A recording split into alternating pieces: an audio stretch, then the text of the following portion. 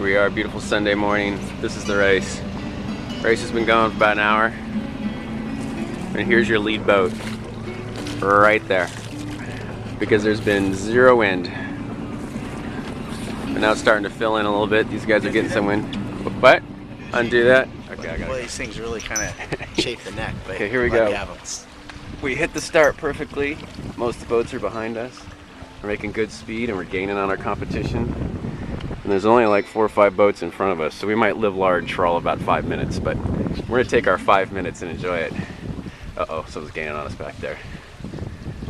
In our group. Alright, let's get way on. Okay, here's Monkeybones. We had a 9:25 start. First boat was at 7:55, but there was no wind, so that is the front of the fleet right there. Now, granted, we haven't gone real far, but let's just get the tactical situation here. We picked the high side of the light wind course. Yeah. There'd be fresher air. That seemed to pay off. There's 8 boats starting behind us, and so any boat that we pass, we basically place in front of. Yeah. So our real competition is this guy right here behind us. Which one? What's this one right here? The one with the motor on? The one with the motor on, right? So we might have 5 minutes of fame, and we're gonna enjoy every bit of it. Yeah, exactly. Actually, we quit.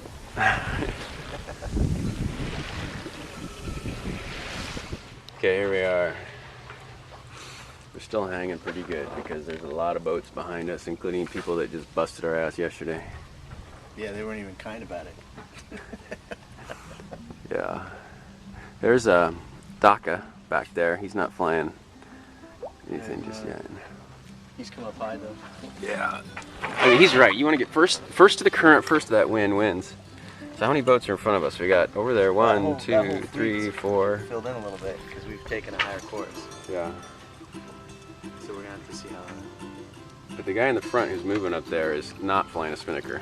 I think all these guys are going to end up getting stuck against that point. That's interesting. They've got an asymmetrical. They don't have a spinnaker up the front. Yep, you're right. But I just don't think that's the way to go. I think you want to stay high and get to that wind. Or current. Or current. That current would be pushing against this point pretty good.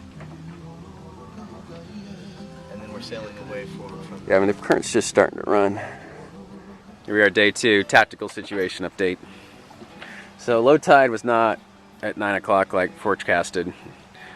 It's about now. And so we have 2 groups. We have the group that hugged up under the point, however several people have run aground. And then we have the rest of the fleet that cut out into the middle and was sucked back by the current. And they're all over the strait. We kind of did the middle.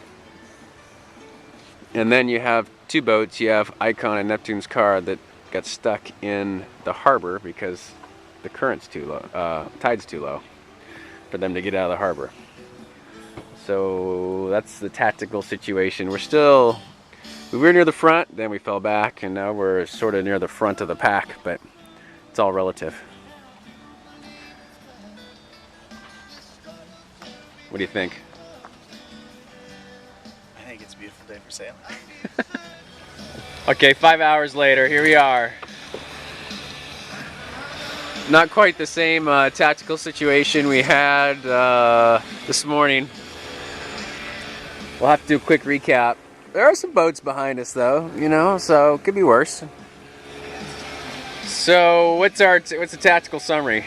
Well, I think we're of the mindset that the spinnakers look more interesting when they're all full behind you instead of looking down at everybody else's spinnaker. So I think our tactics is to get out in front of everybody else so we can watch them set their spinnakers. Yeah. As we sail ours. So the play of the day, the deciding factor was, well, I guess, twofold. And unfortunately, we were not in either of the plays.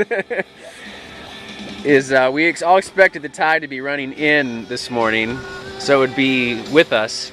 But instead, we had a strong tide in front of us and no wind. And so the smart people sailed right up into this point, tucked in behind a cove, and dropped their anchor and waited for the tide to change. Unfortunately, we tucked inside the cove, so we got in front of a lot of people.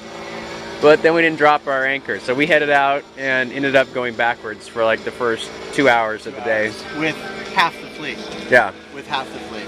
So then we were with the fleet, and we were sailing well, but they ducked for cover against the shore, and we failed to do that. That is the fundamental learning of today. Is And yesterday. with all tides is you duck the shoreline, and you either get the back eddies or you get the push that comes in hard, and it's like a river bouncing off of it. Yeah. So. But it's been a beautiful day nonetheless. So, Yep. as a result, our tactical situation is we're at the back of the fleet. But anyway, we're getting comfortable with this spot, and hope to change it someday. We will. And so that's the summary of day 2. Maybe there'll be one final recap, but that's where we are right now. We're at the finish. Our competition's long gone down around the corner, but we're finishing strong. A couple of our daily rivals are over here. We beat them, gave up a lot of time to them, beat them again, gave up more time to them, and beat them one last time. But we had a good day. We had a It was good day. Great day. A great weekend to shake down Monkeybones. Yeah, definitely a shakedown cruise. We learned a lot about what not to do. It's the first cruise ship of the year heading north. Okay, I'm gonna go in and finish this thing off. End of Mount. Mark is right below Mount Rainier. Monkeybones, J36, Race the Straits, epilogue. Here we are heading home.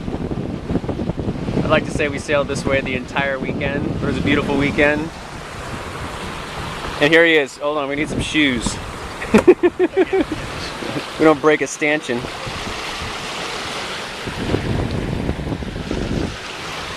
What do you think, Captain?